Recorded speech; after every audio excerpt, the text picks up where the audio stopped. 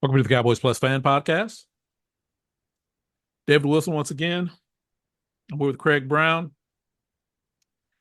CB, how's it going? D-Dub, man, I am chomping at the bit here, man. You know these rookie OTAs have been happening and getting a little worried about what's happening, what's going on. I know I say it all the time, but I just can't wait for football to roll back around here. Ladies and gentlemen, thank you for tuning in as you always do. You know what you're listening to. It is the podcast with a host of opinions. If those opinions come from facts, figures, logic, and data, they come from one David D-Dub Wilson. Oh, but if those opinions come from strong gut feelers, and I do mean strong, they come from me. Quite possibly wrong as hell, but it is what it is. D-Dub, let the people know what we're talking about today. Yeah, we're going to get into the 2025 draft picks. There's 9 of them for these Dallas Cowboys. What we want to do is we want to rank these picks based on how we feel they're going to contribute this year. The greatest contributor, or actually the lesser contributor, the least contributor, sorry about that, the least contributor to the greatest contributor. So we're going to rank those down here in a little bit. But first, let's get into there's this lingering thought in podcast land, more specific, Dallas Cowboy podcast land, that the Cowboys are not a very good second round picking team, more or less. Right. So we're going to kind of peel back the second round and how the Cowboys have been over the last 5, 10, maybe even 15 years. And we're going to see if that actually holds up, because I think it's true. I think it's true. Most people will say it. If you listen to any podcast, of course, the people listening to us, I know we're the only ones you listen to. I'm That's pretty it. sure of that. If everyone would simply listen to Cowboys Plus Fan podcast, they would know everything they Right, need to know. right. So our fans, I'm sure you all want to listen to us when it comes to Dallas Cowboys content. But for those others, yeah, there's this idea that the Dallas Cowboys aren't very good in the second round. Let's just peel that back in this off season. You know So what I let's think, D-Dub? yeah. I think you got some nervousness about our second round pick. That is, but of all the rounds for you to stick on this second round, you either have some nerves or some expectations, high expectations for our second round pick. But we're gonna get into that. See where your mind is going with this. Yeah, I'm just listening to folks. I'm just listening to people, listening to what folks are saying, keeping my ear to the street, and I want to see if this basically holds water. So, of course, we can't do anything with the 2025 pick, right? Donovan Azuruku, he hasn't played yet. Um, dare I say I really didn't like the pick? I did not really like the pick, but it's a good pick. Now we've mentioned it before. I think he's a pretty good player, right? But um, I don't know if he's going to get a lot of playing time early on, and I really do want my second round picks to have be a pretty big contributor. I just don't know how big of a contributor he's going to be. Michael Parsons, Sam Williams, Donovan Fowler, Marshawn Nealon, who we'll get to in a little bit. So there's a lot of bodies. Even though we lost, Tank Lawrence, there's still a lot of bodies at the defensive end. So I think he'll be good. I just don't know how much of a contributor he's going to be. You got any thoughts on Donovan Azuruku in this offseason? I'm about the same with you now. Currently, I'm a big depth chart guy. I look at the depth chart, believe it or not, probably on a weekly basis, because I want to know, are people moving up or down on the depth chart, because it tells me how the Cowboys are looking at the depth chart. And when you see a player that is moving up on the depth chart, and he's moving up in front of veteran players, it tells me something that they are either seeing or expecting out of him. And as of right now, they got your boy Donovan Azuruku listed at on the left side, left defensive end, and they got him directly backing up your boy Dante Fowler. And that tells me a little something because they actually have him in front of Sam Williams. So I'm going, okay, maybe he can play a little bit, and maybe he is going to contribute a little bit. So I'm cautiously optimistic about how much contribution he's going to have to the team. But right now, they got him backing up Dante Fowler. Okay, we will see how that plays out. Now, of course, the depth chart today may not be the depth chart in late October, right? So, which is why I look at it often. right, exactly. So we'll have to follow up to see where he actually is at in the midseason. Okay, let's go back to 2024. This was Marshawn Nealon. Again, a defensive end that I didn't think we necessarily needed right there. We had other needs as far as I was concerned at that. So if I recall, I think I gave this a D on our episode where we graded this draft. If I'm not mistaken, it was either a D or a C minus. Of course, I don't do pluses and minuses. I think it was a D. I would be surprised if I go back and I gave him a C.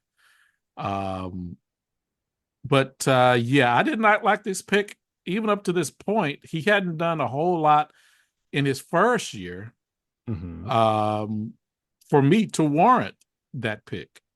So as far as podcast land go, from 2024 back, they're right on the money at this point. At this point, they're right on the money. We've just jumped in, but right on the money. So Marshawn Nealon, what do you think about that? Like you said, it's about the same. He didn't play a whole lot in his first year. So it's hard to say, whether or not. I mean, he did play in 11 games. Okay, he played in 11 games, and I think he had he had 9 solo tackles, 5 assists, had 2 tackles for loss. So he hit the QB 3 times and had 0 sacks. Okay, so his grade is kind of an incomplete right now with that in this first year. And currently they have him listed as 3rd on the depth chart at his position. They currently have your boy Michael Parsons as well as Peyton Turner in front of him. So we're going to have to see. Is he going to see the field a lot? And then when he does, is he going to contribute? So right now, I kind of got his grade as an incomplete. Yeah, and he was hurt, like you said, 11 games. He was hurt a little bit. That's kind of tough in your first season. You want to get as much. See, when you're just jumping in the league, you need as many reps as you can get. Yeah, you know, you need those live bullets. So, and he only got 11 games worth. So we'll give him a little bit more time. Like with all these guys we're talking about, we're going to give them all time. But right out the gate, again, for me, 2nd round pick, I would like to have more contribution than what he has given me so far. So let's get into that a little bit. When you say a 2nd round pick, are you what are you looking for them to be a beast coming in? Are you looking for them to be a potential beast? What is your expectation for someone being picked in the 2nd round? And where does your expectation start to fall a little bit? Is it in round 3? Is it in round 4? And what happens if you have 2 picks in the 2nd round? Does your expectations waver then because one went higher in the 2nd round? What's your barometer? Well, honestly, what we're discussing here, right? Yeah, this has less to do with the players and more to do with the front office. With the Cowboys. Okay. This has more to do with the front office. Because you're going to find out a lot of these guys probably may have been drafted a little bit too high. So it's not their fault that they're not looking at like a 2nd round player. It's Jerry's fault. It's Jerry's fault. It always gets back to Jerry. Or everybody around Jerry, simply because he's not the one taking the trips to watch these players. He's taking in information from and making scouting. A decision. Right, he's taking in the info and making a decision. Okay, right. So yeah, it's not a knock necessarily on Marshawn Nealon. Maybe he was drafted too high. Maybe they saw something that really wasn't there in the tape. Maybe, So as far as my expectations go, I need first 2 days, I Yeah. need serious contributions from these guys, which means first, second, and third round, as far as I'm concerned. If I get contribution from a third day player, Mhm. that's just icing. That's just Mhm. gravy. I'm cool with it. Now, I've said it before. I still need those third day players to make the team, Okay. or I consider it a failure on the part of the coaching staff, not the coaching staff. I'm sorry, the front office. Okay. Okay. If they're not even making a team, you're wasting picks. Okay. And for a team that doesn't believe in free agency, other than 2024, it seems, or Right. 2025, it seems, Mhm. you need to be hitting on most or all of your draft picks, even if they're just on the team. Like I said, we don't need practice. We got enough practice guys. So at what level, what round are you saying, okay, if he don't make the team, I understand. Where's your threshold? Is it the fourth round, fifth round, sixth round? Or are you saying if I pick you in the draft, you should be on the 53-man You should roster? be on the 53-man roster. That's the way I look at it. Ah, okay. First, second, and Okay. third round for me, you You should need be to a be major contributor, which means a starter and or serious rotation. Serious rotation. hmm. I don't know. See, I don't know why that may necessarily be controversial. If it's not as if we're looking at a Super Bowl team here. We're not stacked at every position. Well, okay. Well, how would you feel if it was a, let's say we made it to the NFC Championship. We made it to the NFC Championship. We lost. So we're going to, and this is hypothetical, make it to the NFC Championship, we lose. Mm-hmm. We're picking where in the draft? We're picking 28th, 27th, 28, somewhere in there. 28, 27, maybe even 30th. Mm-hmm. Mm-hmm. Maybe even 30th. Okay.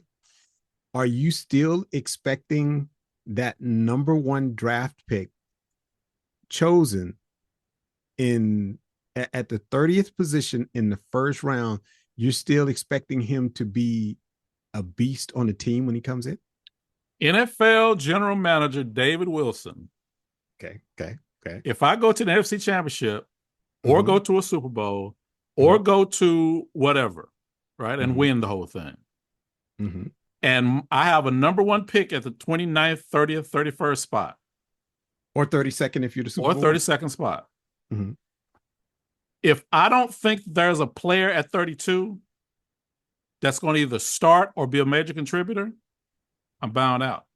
I'm trading back. That's what trading back is for. Okay. So you have the number one defense in the league, and it proved it by being a stalwart brick wall in the Super Bowl. You win the Super Bowl. Mm-hmm. You pick 32nd. And when you pick 32nd, the best player on your board and even your quote unquote need on your board Mm-hmm. is a defensive player. And you're going, well, I had the number one defense in the league last year, and they all coming back. You said, I ain't picking nobody. And you trade back. Trade back, yeah. And keep trading back until I get a serious player who can contribute in the next year. Okay, so that serious player could be a third round pick then, because if you trading back in the first round, so you don't pick in the first round, Mm-hmm. second round, you go, I still don't see anyone that I think can come and not only make the team, but be a major contributor to my Super Bowl winning team. Right. You're going to trade back again, look for a third round. And that third rounder, you're expecting him to not only make the team, to be a contributor to your already Super Bowl winning team. If I'm stacked first and second string, Mm-hmm. maybe even third string in some spots, right?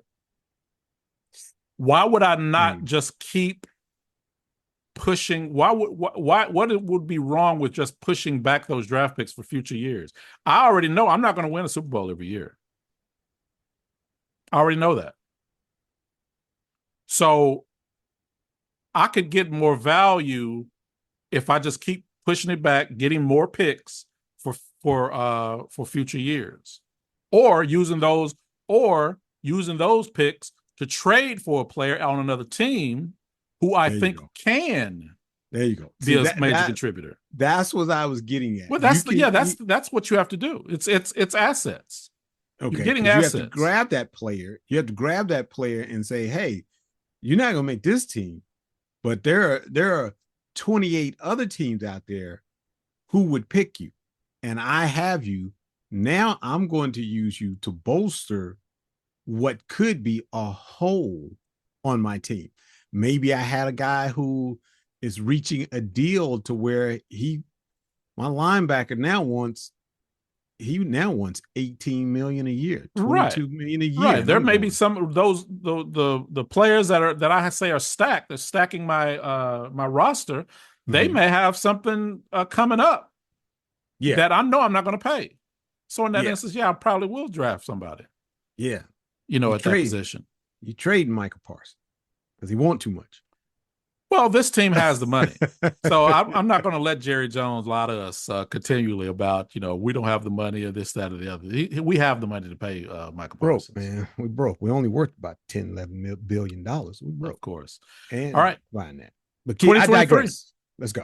2023. How Uh-huh. about Luke Schoonmaker?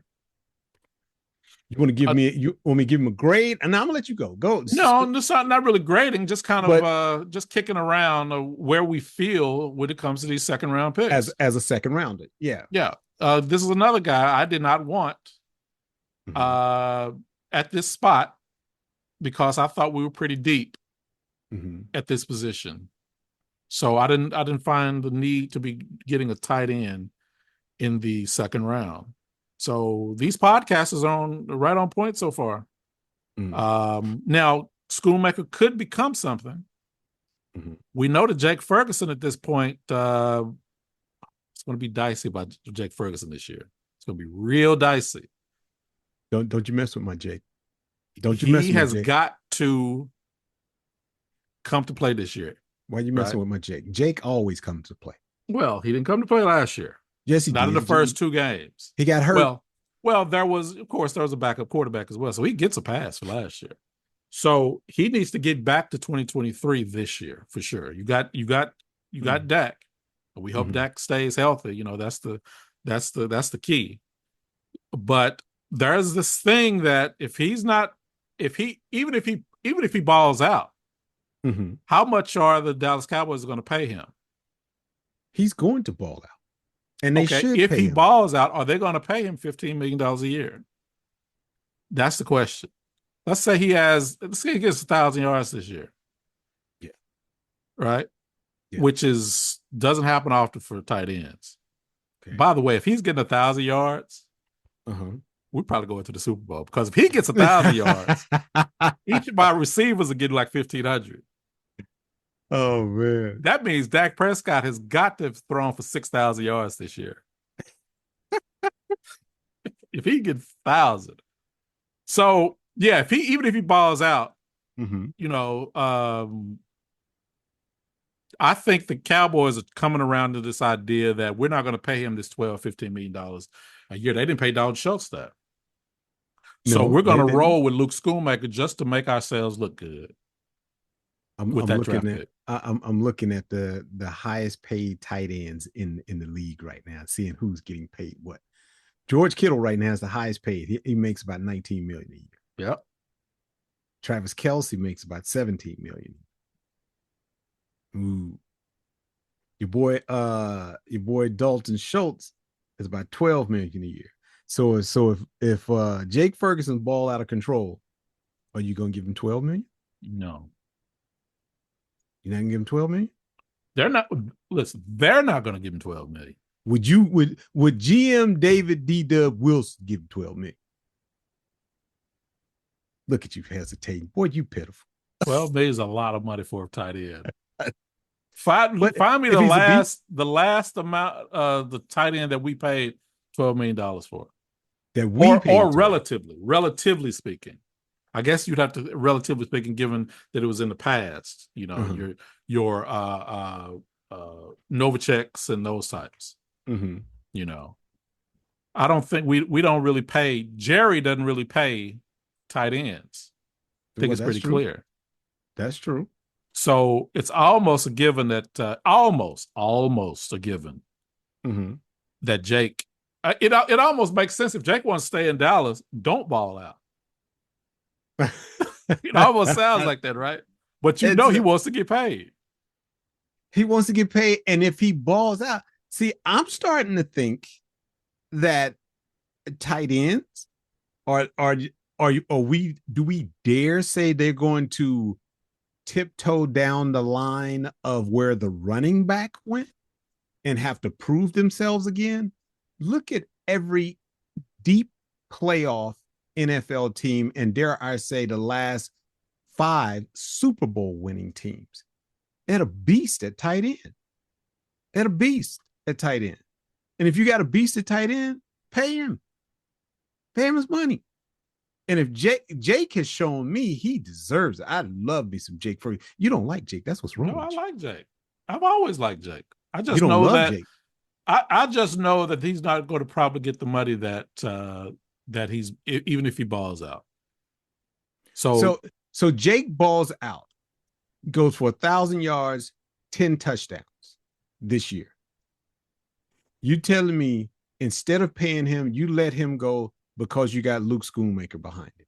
that's probably their thinking, yeah. You know how And many and that's only because they want themselves to look good. and you know how many touchdowns Luke Schoonmaker has made in 2 years, has caught in 2 years? In two Three, years. probably. Three. Three. Yeah. In 2 years. Pay So Jake. yeah, so the jury's still out on Luke. I think at this point he was not a good pick. I was Mhm. against the pick. Um, so this is a holding true right now when it comes to Cowboys second round picks All right. so far. Let's So look at 2022. all right. Sam Williams. Mm-hmm. There's another one. We still don't know what Sam Williams is, right? Second round pick.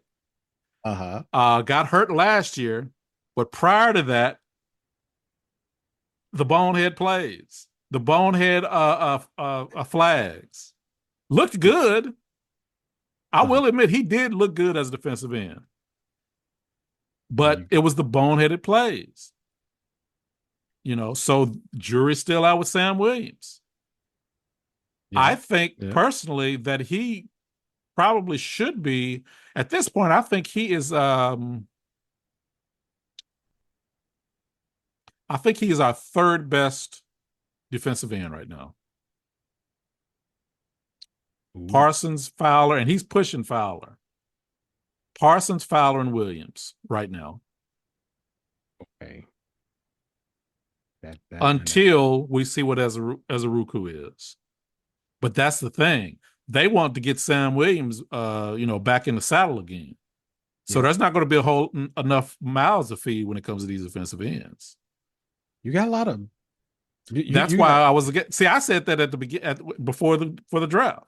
Defensive end yeah. was not that high of a need for me, Right now you got about 8 on the roster. right? And you traded for some You Peyton got Turner, or like I or said, signed some, right? yeah, you got like I said, you got about 8 on the roster right now. Are all 8 going to make the 53-man roster? Somebody's not going to make it. Right, exactly. So Izuruku has I wouldn't say a hill to climb, but this going to be again. You have a lot of miles to feed at that spot. So we'll see how they work that out. How about 21? We're Mm-hmm. still going downhill. Kelvin Joseph. These people are on point. See, I'm telling you, there's something wrong when it comes to second round picks in this team. I'll tell you why I agree with that. How you could easily agree with that on Kelvin Joseph. Right. Kelvin Joseph was only here for 2 years. He only played for the Cowboys 2 years. Second round pick, though. Yeah, that's what I'm saying. Second round pick. You would and at least a second round pick should get to your second to Yeah. make a decision on your second contract. Yeah. He didn't get there. No. Nah.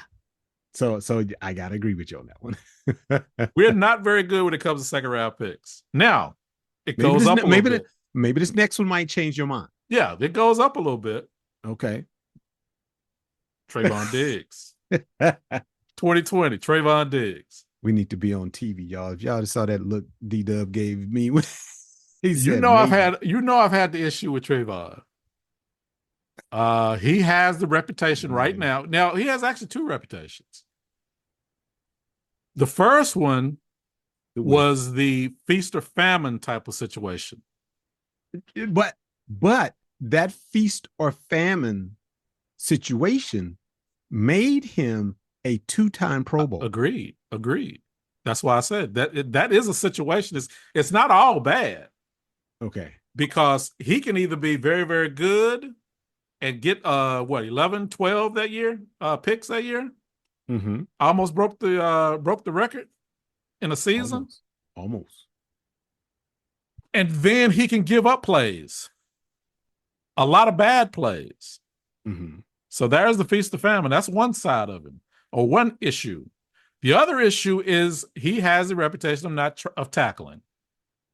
That see Somebody holler at Kittle, Kittles. George Kittle, you how ain't he gonna got never let off the hook. you ain't gonna never let Diggs live No, that down. sir. No, sir. You never let him live that That down. was a game changing non tackle. Have you ever heard That's of that? true. A game changing non tackle? Hey, you are great at pioneering sayings, and that's one of them because it was. And you ain't gonna ever let him live that down. When he closed his eyes and whiffed on Kittles, if he had breathed on him, That's it. Kittles was going to All drop you that needed. ball. That's all you had Yeah, to do. if he He had probably breathed would have on it, dropped the ball. he'd drop that ball. Would have been better to do it what he did. Yeah, And who exactly. knows? Maybe he did. He didn't have microphones on the field. Maybe he did do that. But Kittles was juggling that ball Yeah. when he whiffed on it. And Yeah, that's when they pulled away because we mm-hmm. had him pretty much Yeah, where we had we him stop. wanted them or needed them at that Yep, point that's until true. that catch. Because Yep, there was no reason for him to catch that ball. yep. He No, should have I got agree. clocked. I yeah, and your boy missed it. Again, Yeah. one play on Trayvon Diggs. I'm still a Diggs believer, but of course now he's Mm-hmm. going into this whole we don't even know if he's going to be on the team anymore type of thing now. Okay. That's where it's at now. Well, let me give him just a little bit of props though before you kick him out the door. All right. Okay.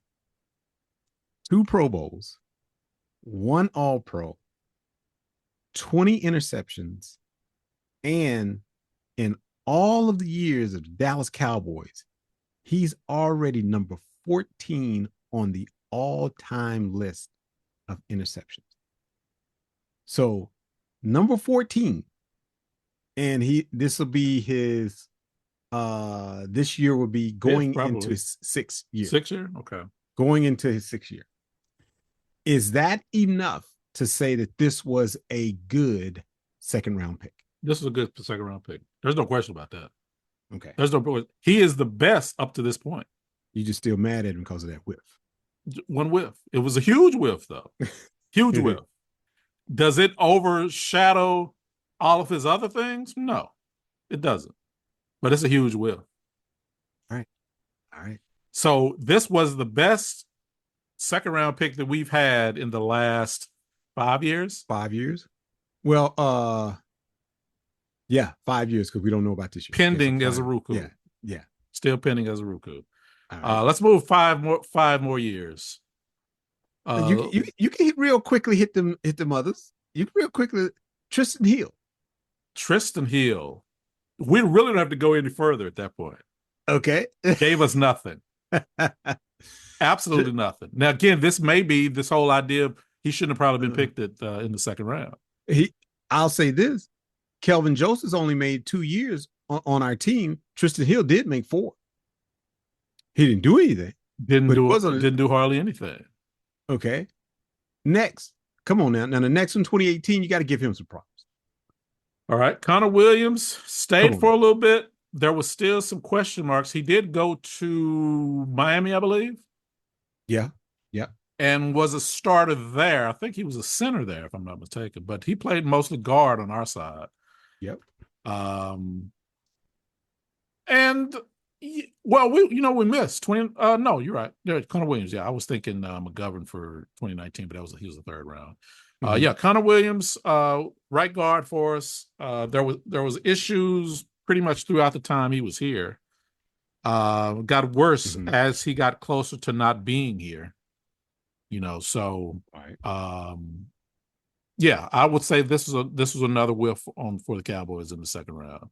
You agree or disagree?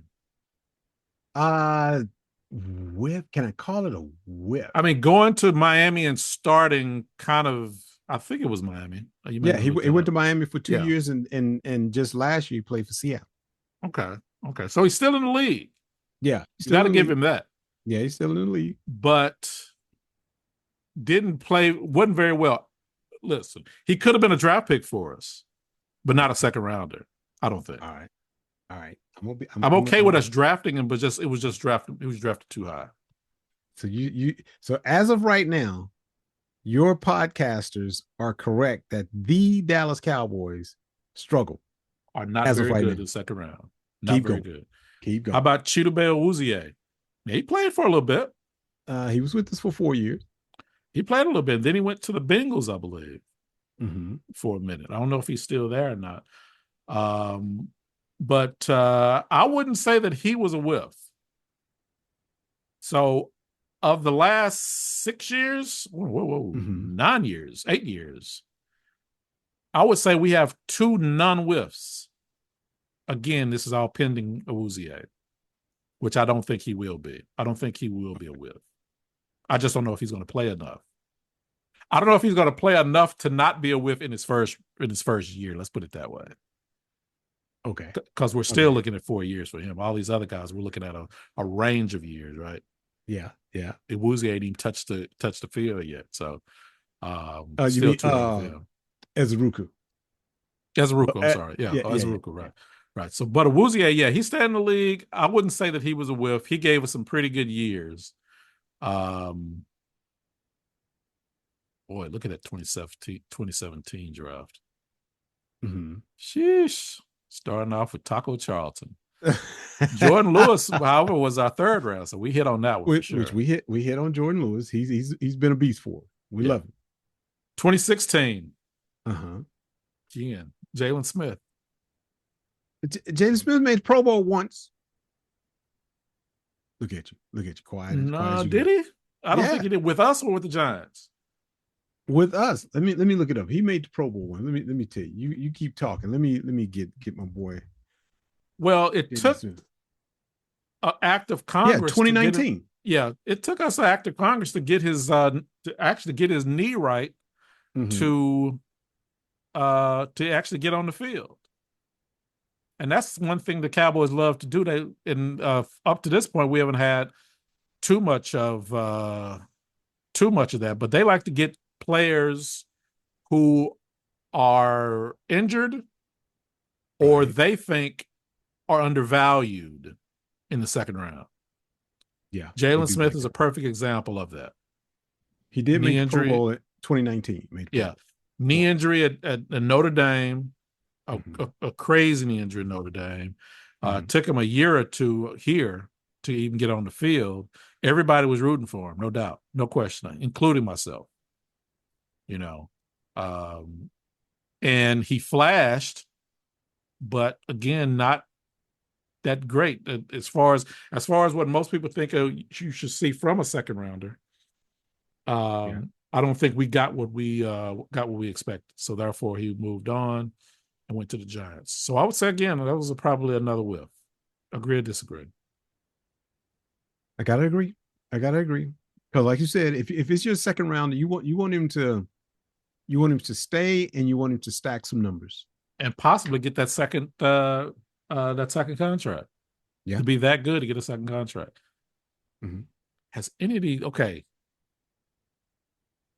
Only Diggs has gotten a second contract of the people we've talked about right now.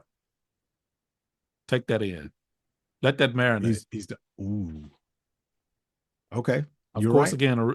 Azaruku is still early. Nealon's still early. Yep. Schoonmaker, I don't believe that's going to happen, but it could. Well, it has to happen because you kicking Jake Ferguson out the door. So you got to give Luke Schoonmaker Well, this. we got 15 tight ends on the squad here And in the practice squad. And the two best are Jake and Luke. Sure, but at some point you figure the ones that are behind them Uh-huh. are going to get better. That's the way they're thinking. That's the thinking. And of course, you're probably knowing this team, they're going to be drafting some more tight ends. That's just how we roll. We love tight ends in this team, no matter how deep we are. You know, they got other ones. Even with what we all said, they still brought one or two in from undrafted free agents on this team. Oh my God. You wait a minute. Hold on. Let me see. Let me We look are at already that. 5, 6 deep.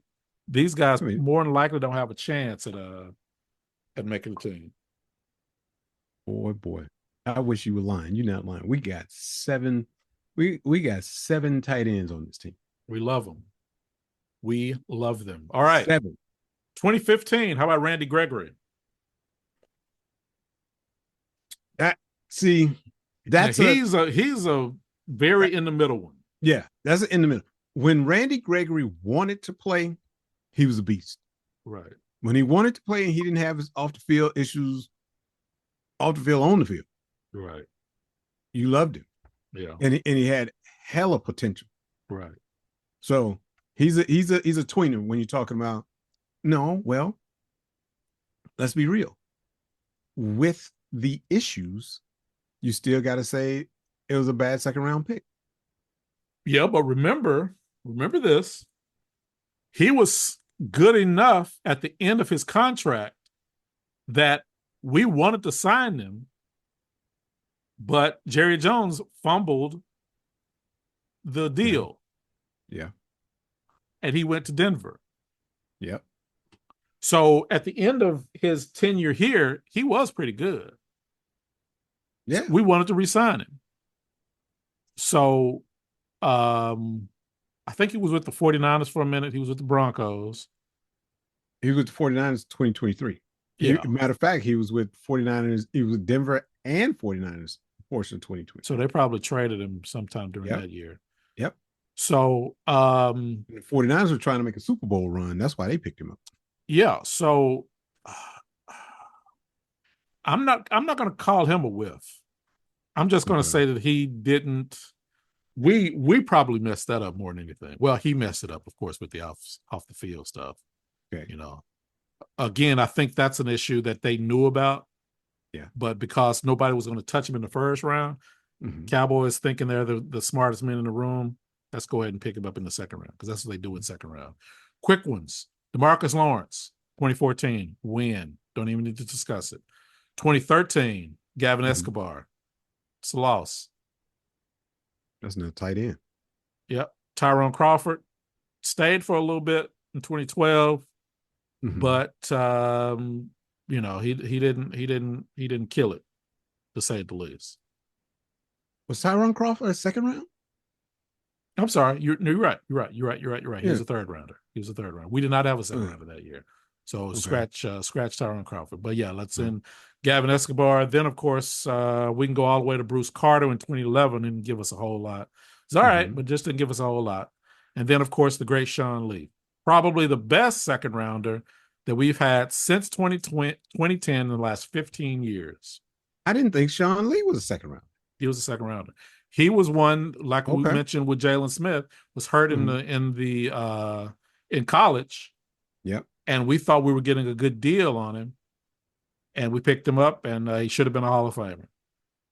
Yeah, buddy. I love me some Sean Lee. That may have been our best second rounder that the Joneses have ever picked up. So yeah, to say to put all this in perspective, yes, the Cowboys do not know how to draft second rounders. The history proves it. So I think we have kind of proven that that seems to be a true. Aren't they going to bring up your boy DeMarco Murray? Wasn't he a second round? How far back are we going? Where's DeMarco Murray? Was he not? Gee, was he that far back? He was. I thought he was 2011 as well. Let me see. Yeah, but I don't know if second round. Let's see. No, you're right. You're right. He was picked in the third round. Yeah, third round, 2011. Third round. Okay. Yeah. All right. All right. So let's move on to our discussion on the 2025 draft picks. All right, let's do this and let's see how close we are. Of the 2025 draft picks, who would you say you believe is going to be the least have the least contribution on this team of the Uh, nine? of the nine, the person who's going to have the least contribution is Phil Maffa out of Clemson. Wow, wow. We're not starting out very well. Yeah. Reason? Yeah. Well, first of all, you tell me what's his position? Running back. How many running backs we got on the squad? We have probably 5 or 6 at this point. Yeah. So I'm not sure he's going to make the team. Think Okay. about that. Yeah, I'm not sure he's going to make the team. As of right now, they have him fourth on the depth chart in front of your boy Deuce Vaughn. In Fourth on front the of depth Deuce Vaughn. chart. Right now, they got Okay. him fourth on the depth chart. They And got and partly that's because he was a seventh round pick. yeah. You know, But what does that say of about Deuce Vaughn? well, we'll probably get into that. We have gotten into that. What am I talking about? We have got to deduce fun, but we'll discuss that a little bit later. All right. So you think Phil Maffa is going to have the least contribution? All right. Yep. My number 9 and least contribution is going to be a Johnny Cornelius, which is the offensive lineman out of in Oregon. the 6th round. I just think we have Yep. a log jam there. Mm-hmm. And he's just not going to be able to make the cut. Now, I would like to believe, and you know how we just talked about, I like to believe he can make the team, but we got a lot of tackles, a lot of guards. We're only going to keep probably 10. Mm-hmm. So I'm thinking that this is probably going to be a wasted pick for us, Johnny Cornelius. Could be. But we will see. And of all the players that we've drafted, from what I've heard, he is one I haven't heard anything from about. There are others, but he's probably the one. And currently, they have him above Matt Walesko on the depth chart. Which they got isn't, him, by the way, saying a whole lot. Yeah, they got him back. I'm not sure Walesko even should be on the team. Yeah, and so if Walesko's not on the team, or Johnny got to be, because they got a Johnny backing up Terrence Steele as of today, June 2nd, right, on the depth chart, and so all we right. know that could change. You're number 8. Ditto. That's exactly who I have, a Johnny Cornelius. Right. I got him in number 8. All right, so we slightly agree there. You're a 6th rounder. All right, my number 8. Tommy Akingbosete. And again, we've talked about it. There's just a log jam. I don't know how he can make it. But of the 2 defensive tackles, and I guess he fits more defensive tackle than defensive end. He seemingly, from what people tell me, he has the better feet of the other one we will discuss here in a little bit. He has the better feet. Now, do you need a defensive tackle with great feet? I guess is the first question. Should that be his strength? Great feet. Because if it is, I'd almost want him to move outside. Okay. You know, you don't need if you're in a phone booth, I don't care too much about your feet. You know. But yeah, Tommy Akingbosete is my number 8. You're number 7. Again, ditto. That's who I have at number 7, Tommy Akingbosete. Are we saying his name? Is it Akingbosete or I think it's King Besote, Becsota. Besote. That's where I have it. He's number 7 on my list of going to contribute this year. For that reason. And as of right now, they have him 3rd on the depth chart at his position. All right. My number 7 is Shamar James. Mm-hmm. I think he's going to make the team simply because we need linebackers. Now, my guess is that they're going to have about 5 or 6 linebackers on this team, especially given that our boy is going to be out for a bit. Overshown. Overshown. Love me some Overshown. He's going to be Man, out love for me a some. bit with his injury. So James is probably going to make the team. I just don't know how much he's going to be in packages. It scares me when I hear things like he overshoots tackles. That scares me. Mhm. But they say he has some pretty good speed when it comes to uh, sacking the quarterback. Okay. So that may be something. In fact, that was his specialty in college in Florida, Mhm. even being a linebacker. Has it supposedly has some issues in coverage. It almost sounds like I'm talking about a defensive end, doesn't it? Yeah. But Yes. small. He's a small linebacker. There's that too. There's that as well. So yeah, that's my number 7. What about your number 6? Again, ditto. Shamar James. He's my number 6. Okay. He's my son. We only differed on that very first one. Mm-hmm. Yeah. So yeah, he's my number 6 at this linebacker position. This is going to be tough for him. But if he makes the team, he should see some play because, like you said, Overshawn is not going to be ready at on week 1. At least I don't think so. I don't think he's going to be ready at week 1. No, he won't be. Yeah, Yeah. that's pretty clear. He won't be. In Yeah. fact, there was talk that he may not even make this season. Is that bad? But we Ooh. hope that in the stretch from November to December, Mm-hmm. that he may be able to get some work. We hope, but I just hope. What I don't want them to do is push him Yeah. Oh, to, absolutely. to get back on the field just to say that he played a little bit in 2025. If it takes that to get, because he tore all 3 ligaments, I believe. Man. So if it takes that long amount of time, then let's take that amount of time. You know. All right. So you had that was your number. Who'd you just Number say? 6. Number 6? Shamar James, number Shamar 6. James. Okay. My number Mm-hmm. 6, Mm-hmm. Donovan Ezeruku.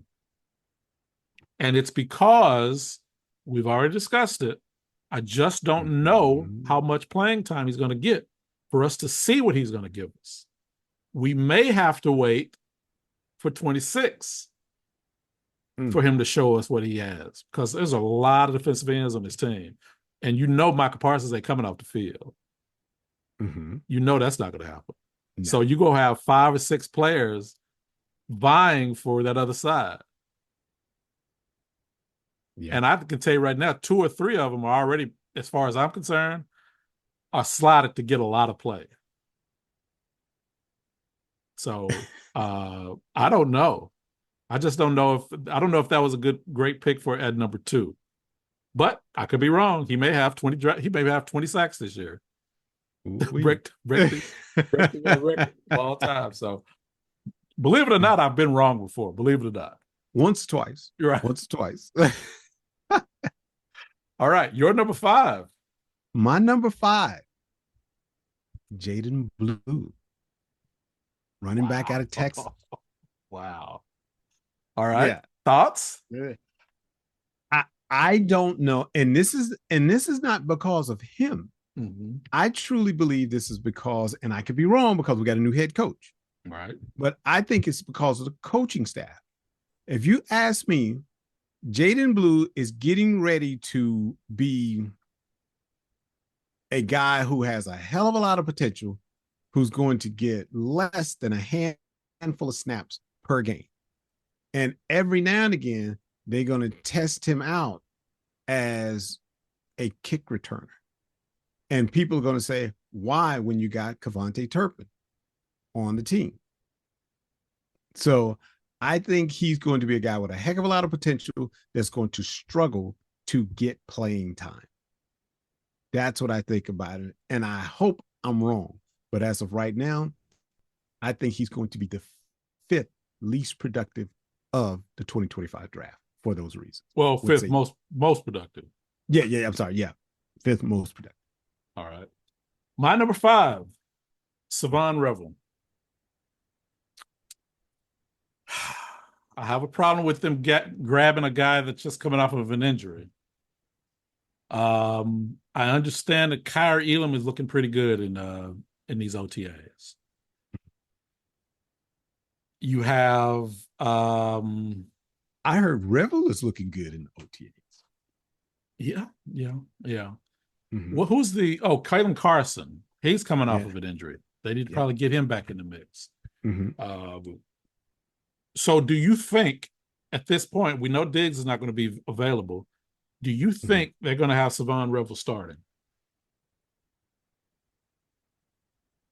Oh, that's a great question. That's a great question because of your cornerback room right now. You got some players. The question is, are they healthy enough to jump on the field? Are they healthy enough to jump on the field? Because you got from Diggs to Kalen, you got some players out there. You got Deron Bland. I mean, so I don't know. I don't know. I don't know. He's going to be on the field. He's not going to start. How much is he going to be on the field is the question. How much is he going to be on the field? But when he's there, from what they're saying, he is going to look good. He's going to look good. All right. That was my number 5, Savon Revel, right? Mm-hmm. All right. Your number 4. Again, ditto. Savon Revel. That's who I got as my number 4. Who was your number 5? My number 5 was Jaden Blue, running back. All right. So number 4 is your Savon Revel is your number 4. Yeah. Okay. You don't think he's going to start, but you think he's going to be a big contributor. Yes. Or at least the 4th biggest contributor. Yes. Yeah, I don't think he's going to start out the gate. We just have to see how things progress. So with Savon Revel, who is my number 5? So my number 4, Jay Toia. I think that's the way you pronounce it. I've heard Toia. I even heard Doia. The T sounds like a D. So we need to figure out how to pronounce that last name. I think he's going to make a serious push with Mozzie Smith. OC on one side, defensive tackle, and Toia is going to push Mozzie Smith. Does that mean he's going to sit Mozzie to start? I don't think so. Okay. But I think that he's going to get a lot of play at defensive tackle, and maybe one of the better draft picks that we had this year. I think he's going to come 7th round pick, going to come out of the shadows, right? And he's going to be a major contributor. Okay, that's my number 4. Your number 3. My number 3 is your boy Donovan Ezeruku. That's my number 3. If he gets on the field, I think he. That's that. But see, that's the question, right? Yeah. If he gets on the field, he will contribute, and now, I think he will get on the field. Now I ask you where closing the website, right, of the Cowboys website and the depth chart, right? Where would you put Coach Craig Brown? Where would you put Ezeruku right now on the depth chart? As of right now, I got him behind Micah's number 1, obviously. Yeah, Michael. But again, I got 2 ends. Okay. So when you're talking about depth chart, Micah's number 1 on one side. Somebody else is number 1 on the other side because I got 2 defensive ends playing at the same time. Yeah, but the problem with that is this. Micah can play either side. Most of these guys can play either side. In fact, Nealon, right? He also plays defensive tackle. So it's not as cut and dry as Micah's only on this side, the other guy's only on this side, then the backup of Micah's on this side, the backup on that side. It's not as cut and dry as that. At least when it comes to defensive ends. And the reason why I say it's cut and dry is that because no matter what, I got two defensive ends on the field, no matter which side they're on. I don't, there's never a situation where I only have one defensive end on the field. Well, in this case, you could have three defensive ends on the field. Well, in my situation, that because is, Michael could play some, he could play some stand up linebacker for the okay. to come in. Then in that case, I would say this: his position as listed in the depth chart and in the program is defensive end. But when I have him in there playing up and down, he's not playing defensive. Either way, I still got two defensive ends on the field. Okay. I see how you go with the depth chart. I'm going to start wording my words different. Where does he rank right now with all of your defensive ends on your team? Probably number 3. Okay, number 1 is Micah. Number 2 is? I got a couple. Dante Fowler. There's 2. Okay. Who's number 3? And you saying that he'll be number 3? Or Sam Williams, but I don't know what Sam Williams is going to do. He's coming back from injury. But but at least we have seen him play some ball. Yeah. And we've seen him get flags as well. You got to throw that in as well. Yeah. So, okay, I would say right now I would have Ezeruku as my 4th best defensive end. And you were saying you have him as his 3rd best. I have him as my 3rd best because as of right now, I'm not 100% sure Sam Williams is even going to play in the first week. Gotcha. Okay. All right. Yeah, he probably, I think he's going to play. He's just probably not going to start, though. You don't think Sam Williams is going to play in the first week? There's a possibility he may not play the first week. Interesting. Is that due to injury?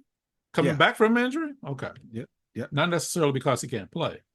No, not because he can't play. Okay. Gotcha. Because as of right now, I have Micah Parsons and Dante Fowler as my defensive ends. Gotcha. Yeah. Okay. That was your number 3, right? Yeah. Was it Ezeruku? Yeah, that's my number 3. My number 3, Phil Maffa, is my number 3. Now let's pull this back a little bit. Yeah, because I'm going how? I think you're seeing that 7 next to his name, and you're saying there's no way he's going to start on it or play on this team. I think that's what we're doing. Let's go back. Okay, answer that. No, would you say that's part of it? Would you say that's part of it? No, I say that because of who I have coaching this Dallas Cowboy team and running this Dallas Cowboy team, unless he just simply balls out of control in the preseason, they have him listed as number 4 on the depth chart. They have him listed as number 4. What did they have your boy Deuce Vaughn? How much playing time did Deuce Vaughn get? How much did he contribute? My guess is unless he just kills it in the preseason, they're not going to give him a chance to do something. All reports that I've heard. Now we gotta rewind back to March, April, where the thing that I had said from other people, this is a deep running back class. The deepest running back class that they've seen in years, if not decades. I think they're false. I think you gotta take that in consideration. I think they don't know what they're talking about. Okay. That's cool. No one that I've heard have said that in a regular draft, Phil Maffa, Jaden Blue would not be on the 3rd day. Take that in consideration. Also, this team needs a combination of types of running backs. Right. Phil Maffa, if you watched any of his tape, and I would suggest you do that, go watch some Clemson tape with him. He is a different running back than all of those guys you're saying that are ahead of him. I agree. He's a completely different running back. He's not Javonte Williams. He's not Miles Sanders. He's not Jaden Blue. Agreed. So the guess here is the Cowboys are going to use him because of that. The only competition that he has right now is Lipke as it relates to big running backs. Not even necessarily fullbacks necessarily, but just big running backs, big guys. I think he's 230 if I'm not mistaken.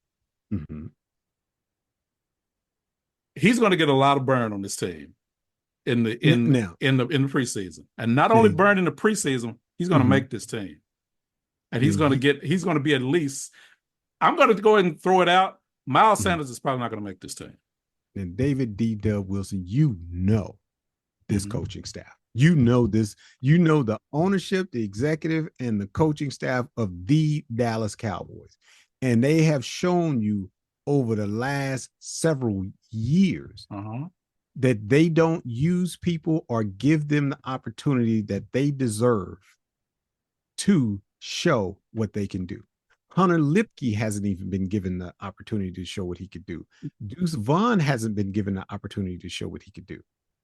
And they have who are the running backs ahead of them, and who are the running backs ahead of Moffett in 2025?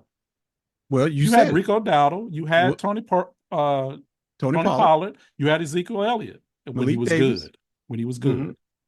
So when you have three, I guess you want to say legitimate, right? Right. Players ahead of you, of course, Deuce Vaughn's not going to get his play unless you use him in a different way, which they did not. And did you consider at the time Ezekiel Elliott a legitimate running back ahead of Rico Dowdle? Which year? We talking last year? Yeah. No. Okay. But Jerry Jones, as you just said, loves Zeke Elliott. And you think they're going to legitimately give him a chance to show what he could do, given the fact that the only thing ahead of him are journeymen, which nobody have no trust in. Two of those, along with Jaden Blue, who is a change-up back. Right? That you have to take into consideration what's ahead of him right now. I am. Lipke and Vaughn didn't have anything ahead of them. I mean, they had too much in front of them. And I disagree. They didn't have nobody really legitimate in front of them. And Tony Pollard was a 1,000-yard back 2 years ago. Rico Dowdle was a 1,000-yard back last year. And Tony Pollard had a declining Ezekiel Elliott in front of him before they gave him a chance.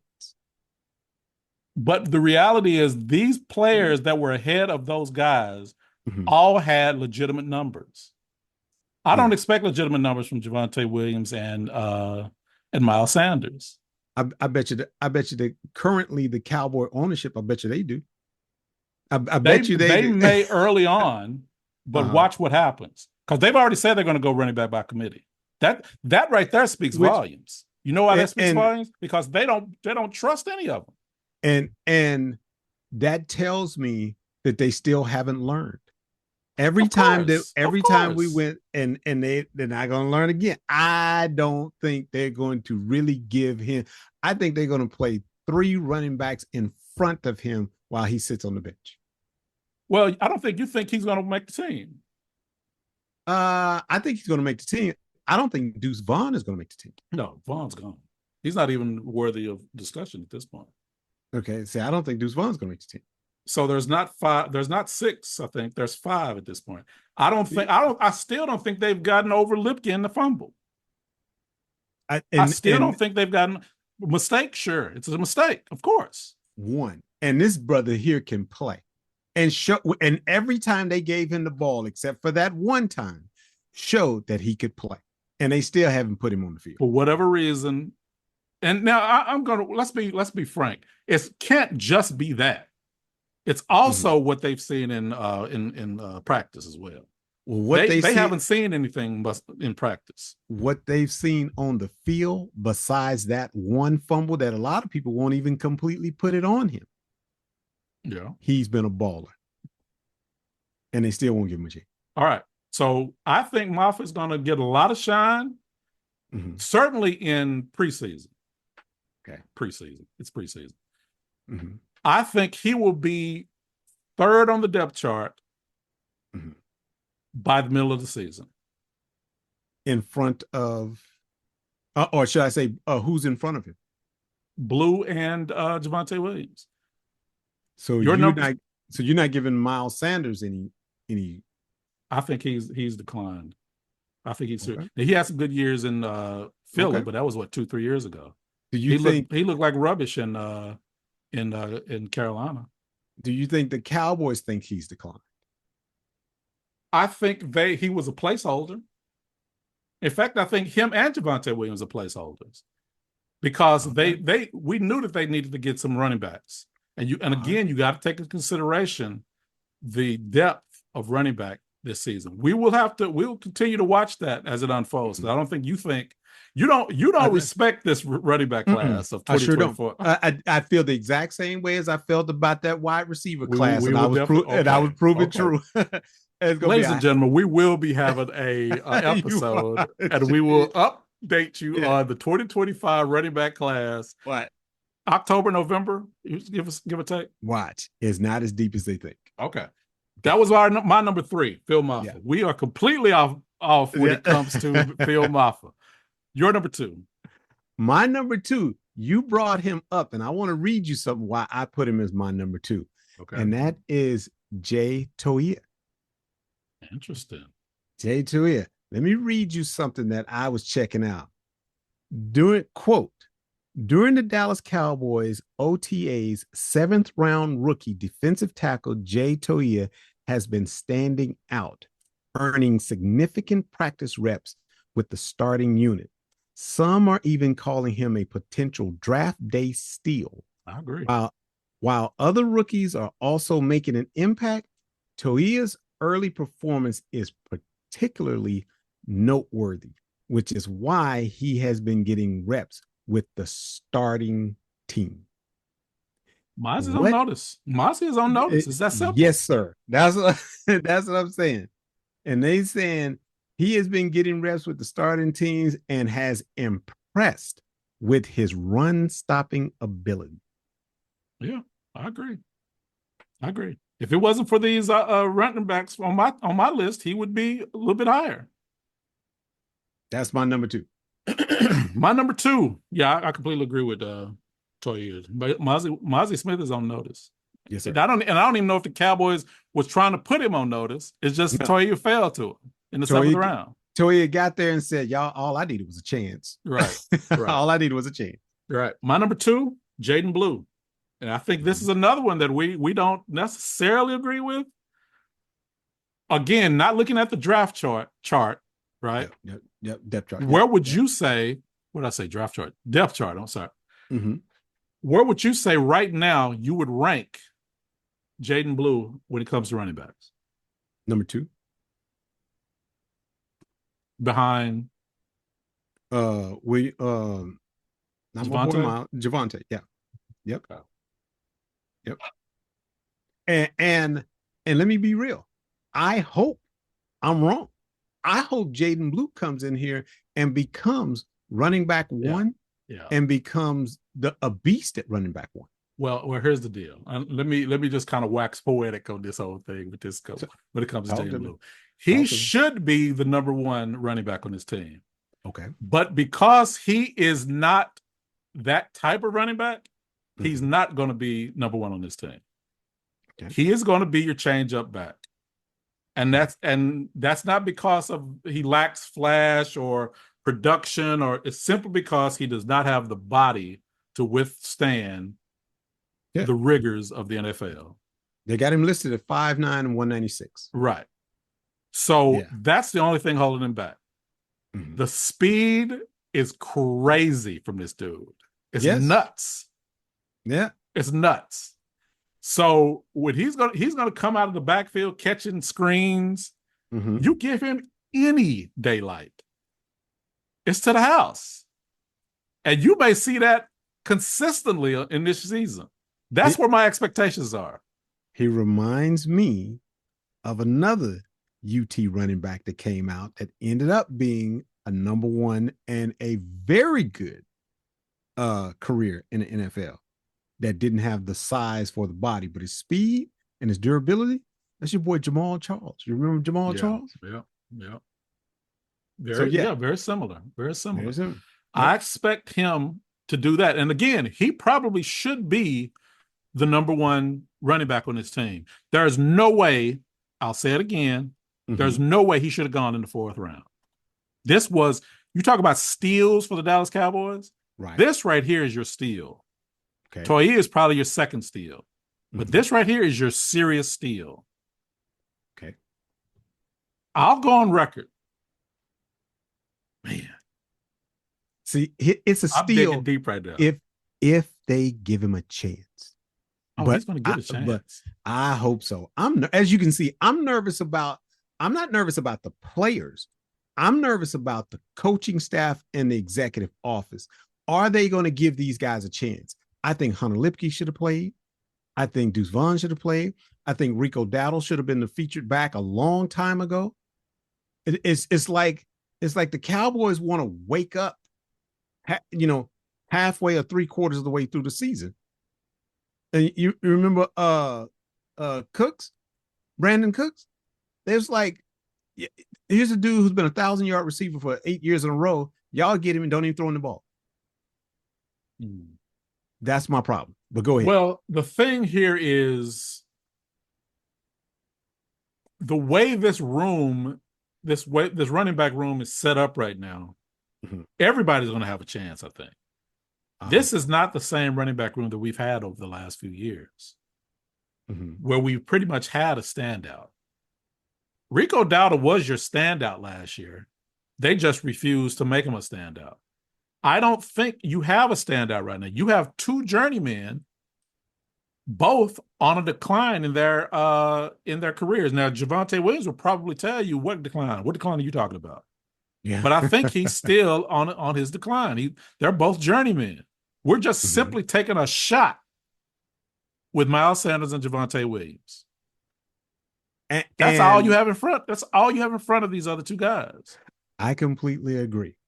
But my coaching staff and my executive office on my beloved Dallas Cowboys team has shown me that when someone clearly is beyond their prime, they still want to get them out there. And for some reason, these guys who are young, healthy, ready, they got them sitting on the sideline. So if they do the right thing, you got something. Well, we know the coaching staff, Shotty is supposedly a big proponent of running the football. Okay. Clayton Adams, big proponent of running the football. He kind of almost rebuilt Arizona in being a running team with James Conner there. So the top two offensive minds on this team are believers in running the football. I don't believe that we're going to have a problem with getting 25, 30 carries a game. Starting the season is just a question of how many are those carries are going to be split up between the amount. That's what would be the question. There's not a problem with getting that many carries. Who's getting them? Right, exactly. Is it going to be primarily one? I don't believe it's going to be primarily one guy to start the season. So you're going to get what you've gotten in the last few days simply because you don't have a workhorse on this team at this point. You don't know who the workhorse is. Some say Javonte Williams is a workhorse. I don't believe that. I don't think he's that good. He could be. I don't think he's that good. If Javonte Williams is not a workhorse, you know what you're going to get? You're going to get Javonte Williams and Jaden Blue, which means that Miles Sanders and Maffa is going to have problems getting on the field. Yep. We will see. We will see. So that's my number 2. And I think we would all agree that at number 1, by the way, I had to change this. I had to talk myself out of this because I had Tyler Booker at number 2, Jaden Blue at number 1 at some point. But I did change it at the last minute. Tyler Booker, your number one. Yes, Tyler sir. Booker, my number one. Yes, sir. And I don't think there's any question about it. I think he's already getting first reps, Mhm. uh, first team reps in OTAs. Um, there's I think there's still this belief somewhere in the NFL that you don't play young players. This a whole Bill Parcells idea. You know, he doesn't he was staunch when it comes to not playing uh first year players. You don't even get serious reps until your second or third season. Mm. Your first year is just to simply sit, watch what the NFL is about. This is your transition, Mhm. and he didn't really play a whole lot. But I think that still exists somewhere. I just don't know if it exists here. I don't believe it exists here. And I Yeah. think contrary to what your belief is, um, when it comes to the running back room, we just don't have we don't. It's probably the biggest unknown room that we have on this team right now. It is. It is Yeah, it's the biggest unknown, without a right, doubt. right. So that's why I think people are that are there have the opportunity to shine. Will they With all be that said, yeah, go will they ahead. be given the opportunity to shine? Yeah, I think they'll be given the opportunity to shine. I think I, early, I hope so. obviously in preseason and at the beginning of the season, at the regular season, you will see a nice rotation. Somebody Okay. will rise to the top. I believe. I believe I that's the hope way it's so. going to play out. I don't trust my coaching staff, but I hope so. Yeah. But yeah, that with all that not playing young players, Tyler Booker is completely different. Yeah. He's different. He's going to start day one, and there's really no question about it. So therefore, he has to be the number one on this list. Yeah. He's going to be the only starting player on this list. Yeah. And not only the concept of a young player needs to start, he has to. Zach Martin is gone. Mm-hmm. He's taken. Somebody has to take the place of Zach Martin, and if you got to have somebody take the place of Zach Martin, it looks like Tyler Booker is the dude to do it, because the guards that you currently have on the team, they've been there. None of them have stood out like a superstar. So I don't think it's that difficult for Tyler Booker to come in there and make an impact. And he's a good player. Prediction: Yeah. by the end of this season, Yeah. your number one and your number two running backs will be Phil Maffa and Jaden Blue. I like it. I just don't know if my coaching staff and my executive office is going to allow it to happen. They won't have a choice because Phil I would Maffa is love going to that. look good, and the other guys probably won't. Okay. That's just me spitballing. Okay. I've been wrong on predictions before, believe it or not. Believe it or not, ladies and gentlemen, I've I missed on some said it once or things, twice. I said it once or twice. You've been wrong. but I'm throwing it out there because I don't trust Miles Sanders Mhm. and Javonte Williams. I just don't at this point. I believed in Rico Dowdle last year. Mhm. I believed in Tony Pollard the year before. Mhm. This is what I'm saying. You and I believed in Rico Dowdle. The Cowboys didn't believe in him until the seventh game of the season. Right. And if we brought in Royce Freeman and all these other guys, Didn't even uh touch the field. Dalvin Cook, Didn't even right? touch the field. That's what I'm saying. Mhm. So yeah, at this point we don't know who's the workhorse. So therefore, I think anybody can rise to the top at this point. And I think I'm going with the younger guys, We'll see. and we'll see how this works out. CB, what you got going out? Going out, people, I have a question. When it comes to the WNBA, is your girl Clark and Angel Reese, Caitlin Clark and Angel Reese, are they the known female equivalent to Magic Johnson and Larry Bird? The beef that is going on between them, is it a real beef, or is it the WNBA trying to recreate what Magic Johnson and Larry Bird did for the NBA. As we know, although you had the outstanding players like Dr. J and those players like that just before Magic and Bird came in, it is openly and publicly said that the Magic and Bird rivalry saved the NBA. Then, of course, Jordan took it to put it on a rocket and took it to a stratosphere that no one ever thought.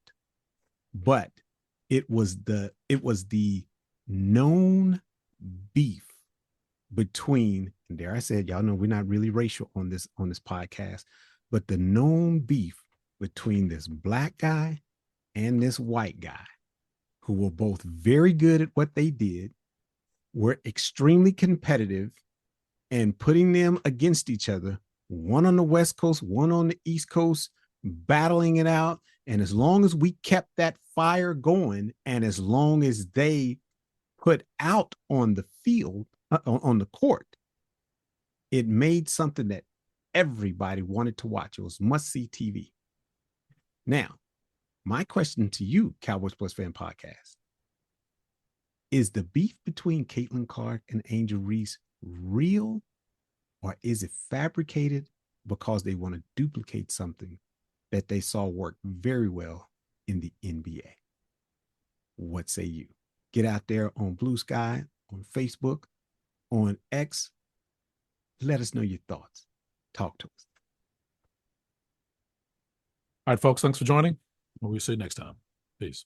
Peace.